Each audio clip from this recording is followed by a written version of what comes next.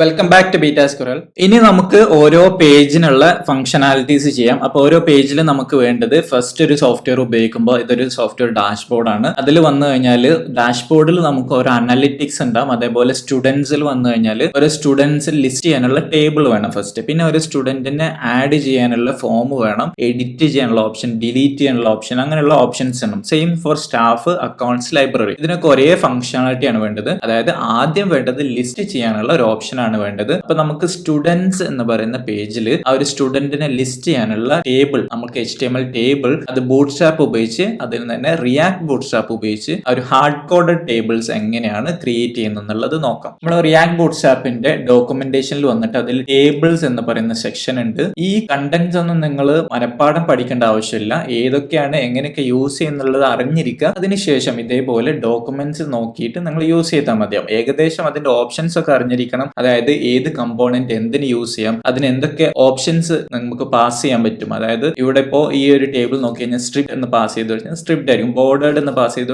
Bordered ആയിരിക്കും. അപ്പൊ അങ്ങനെയുള്ള ഓപ്ഷൻസ് ഉണ്ട് എന്നുള്ളതും അതെങ്ങനെയാണ് യൂസ് ചെയ്യുക എന്നുള്ളതും ഏകദേശം അറിഞ്ഞിരിക്കണം. അല്ലാതെ കംപ്ലീറ്റ് അതിന്റെ കോഡ് ബൈ ഹാർട്ട് ചെയ്യേണ്ട ആവശ്യം വരുന്നില്ല. അപ്പൊ ഞാനിവിടെ ഈ ഒരു ടേബിളിന്റെ സെക്ഷൻ ജസ്റ്റ് കോപ്പി ചെയ്യാണ്. നമ്മുടെ വ്യൂസിൽ വന്നു, വ്യൂസിൽ student.jsx ഫയലിൽ വന്നു. ഇതാണ് നമ്മുടെ കണ്ടന്റ്. ഇവിടെ കണ്ടന്റിൽ ആദ്യം നമ്മൾ ഈ ഒരു കണ്ടന്റ് നമ്മൾ റെൻഡർ ചെയ്യുന്നത് നമ്മളിവിടെ സൈഡ് ബാർ, അതേപോലെ മെയിൻ ലേഔട്ടിൽ വന്നു കഴിഞ്ഞാൽ സൈഡ് ബാർ കഴിഞ്ഞ് പിന്നെ ഒരു ഡിവിഡ്, കണ്ടെയ്നർ ഫ്ലൂയിഡ്, പിന്നെ props.children ഇവിടെയാണ് നമ്മൾ റെൻഡർ ചെയ്യുന്നത്. ഈ props.children എന്ന് പറയുന്നത് നമ്മൾ ഈ ഒരു props എന്ന് പറഞ്ഞ ഒബ്ജക്റ്റിന് ആക്സസ് ചെയ്യുന്നതാണ്. അപ്പോൾ ഇങ്ങനെ ഡോട്ട് ഇട്ട് കൊടുക്കുന്നതിന് പകരം നമുക്ക് ഒബ്ജക്റ്റിന്റെ ഡീസ്ട്രക്ചറിങ് ഉപയോഗിച്ച് നമുക്ക് കൊടുക്കാൻ പറ്റും. അതായത് ഈ പ്രോപ്സ് എന്നുള്ള നമുക്ക് ചിൽഡ്രൻ മാത്രമാണ് ആവശ്യമുള്ളത്. അപ്പൊ ആ ഒരു ചിൽഡ്രൻ നമുക്ക് ഡീസ്ട്രക്ചർ ചെയ്ത് കൊടുക്കാൻ വേണ്ടിയിട്ട് ഈ ഒരു ഫംഗ്ഷന്റെ ആർഗ്യുമെന്റ് കൊടുത്ത് ഇവിടെ നമ്മൾ ഒബ്ജക്റ്റ് കൊടുത്ത് ഒബ്ജക്റ്റിന്റെ ഉള്ളിൽ ചിൽഡ്രൻ എന്ന് പറഞ്ഞു കൊടുക്കുക. അതായത് ഇവിടെ നമുക്ക് ബൈ ഡീഫോൾട്ട് പ്രോപ്സ് എന്ന് പറഞ്ഞ ഒബ്ജക്റ്റ് ആണ് കിട്ടുക. ആ ഒബ്ജക്റ്റിലുള്ള ചിൽഡ്രൻ മാത്രം നമുക്ക്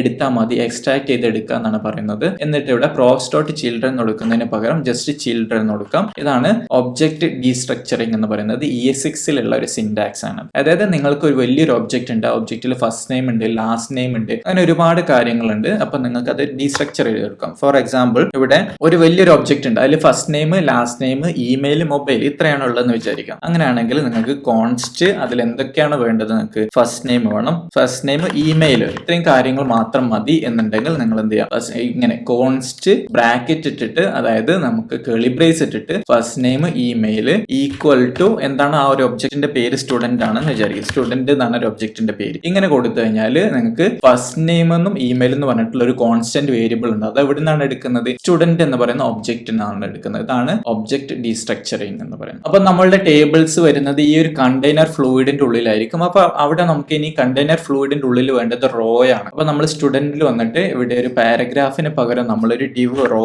ആണ് ആഡ് ചെയ്യാൻ പോകുന്നത്. ഡിവിന് ക്ലാസ് നെയിം റോ എന്ന് കൊടുത്തു. അതേപോലെ തന്നെ മുകളിൽ കുറച്ച് മാർജിൻ കിട്ടാൻ വേണ്ടിയിട്ട് MT3 കൊടുത്തു. ബൂട്ട്സ്ട്രാപ്പിന്റെ ക്ലാസ് ആണ്. അതിനുശേഷം നമുക്ക് സ്റ്റുഡൻസ് എന്ന് പറയുന്ന ഒരു ഹെഡിങ് കൊടുക്കാൻ വേണ്ടിയിട്ട് ഒരു H2 കൊടുക്കാം. ഇതൊരു സ്റ്റുഡൻസ് പേജ് ആണ്. കോപ്പി ചെയ്ത ടേബിൾ ഞാൻ പേസ്റ്റ് ചെയ്യാണ്. ഒരു ടേബിൾ ഇവിടെ പേസ്റ്റ് ചെയ്ത് ഇനി ഈ ഒരു ടേബിൾ ഇമ്പോർട്ട് ചെയ്യണം. ഇമ്പോർട്ട് ചെയ്ത് റിയാക്ട് ബൂട്ട്സ്ട്രാപ്പ് എന്നാണ്. Import table from react bootstrap. Just ഒരു ടേബിൾ പ്ലേസ് ചെയ്തിട്ടുണ്ട്. അതെങ്ങനെയാണ് വരുന്നത് എന്നുള്ളത് ആദ്യം നോക്കാം. സ്കൂൾ വന്നു, സ്റ്റുഡന്റിലേക്ക് പോയി. സ്റ്റുഡന്റിലേക്ക് വന്നപ്പോൾ നമുക്ക് ആ സ്റ്റുഡൻസ് ഹെഡിങ് വന്നു, ടേബിൾ വന്നിട്ടുണ്ട്. ഈ ഒരു ഹെഡിങ്ങും നമ്മളുടെ ടേബിൾ നമുക്ക് ഒരു കോളത്തിലേക്ക് മാറ്റണം. ഇപ്പൊ ഇത് റോ ആണുള്ളത്. നമുക്ക് ബൂട്ട്സ്ട്രാപ്പിൽ ആദ്യം റോ കൊടുത്തു കഴിഞ്ഞാൽ കോളം കൊടുക്കണം. ഇവിടെ നമുക്ക് അങ്ങനെ റോ കൊടുക്കാൻ വേണ്ടി ബൂട്ട്സ്ട്രാപ്പിന്റെ ഡയറക്റ്റ് നമുക്ക് ആ ഒരു ഡിവും ക്ലാസും കൊടുക്കാം. ഇനി അതല്ലെങ്കിൽ നമുക്ക് റിയാക്ട് ബൂട്ട്സ്ട്രാപ്പിന്റെ ഓപ്ഷൻ തന്നെ ഉണ്ട്. ഇവിടെ ഡോക്യുമെന്റേഷനിൽ വന്നിട്ട് ലേഔട്ടിലേക്ക് പോകാം. ലേഔട്ടിൽ ഗ്രിഡ് സെക്ഷനിൽ വന്നു കഴിഞ്ഞാൽ നിങ്ങൾക്ക് കാണാം കണ്ടെയ്നർ, റോ, കോൾ ഇങ്ങനെയുള്ള ക്ലാസുകൾ അവൈലബിൾ ആണ്. അപ്പൊ നമ്മൾ റോ എന്ന് പറയുന്ന ഈ ഒരു ഡിവ് കൊടുക്കുന്നതിന് പകരം ഇവിടെ റോ കൊടുക്കാം. റോ ക്യാപ്സ് ആണ്. ഇനി അതിന്റെ ഉള്ളിൽ കോൾ കൊടുക്കാം. എന്നിട്ട് ആ കോളത്തിന്റെ ഉള്ളിലാണ് നമ്മൾ ഈ ടേബിളിലും പ്ലേസ് ചെയ്യുന്നത്. ഈ ഒരു കോളും റോയും നമുക്ക് റിയാക്ട് ബൂട്ട്സ്ട്രാപ്പിൽ ഇമ്പോർട്ട് ചെയ്യണം. ഇനി വന്ന് നോക്കിക്കഴിഞ്ഞാൽ നമുക്ക് ആ ലെഫ്റ്റിലും റൈറ്റിലും ഒക്കെ പ്രോപ്പർ സ്പേസിങ് കിട്ടിയിട്ടുണ്ട്. നമുക്ക് ആ ഒരു റോയില് നമ്മൾ ടോപ്പിലേക്കുള്ള ഒരു മാർജിൻ റിമൂവ് ചെയ്തിട്ടുണ്ട്. അതൊന്നും കൂടെ ആഡ് ചെയ്യാം. ക്ലാസ്